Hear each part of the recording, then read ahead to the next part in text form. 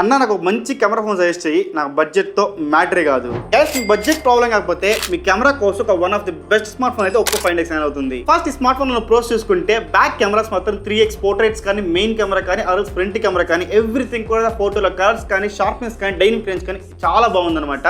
Photos portraits లో మాత్రం edge cutout కావచ్చు, బ్యాక్గ్రౌండ్ సెపరేషన్ కావచ్చు, చాలా బెటర్ గా ఉంది. అండ్ ఈ స్మార్ట్ ఫోన్ లో మనము 4K 120 FPS లో లాక్ ప్రొఫైల్ వీడియో రికార్డ్ చేసుకోవచ్చు, ఇంక్లూడింగ్ ఫ్రంట్ కెమెరాలు కూడా 4K 60 FPS లో లాక్ ప్రొఫైల్ వీడియో రికార్డ్ చేసుకోవచ్చు.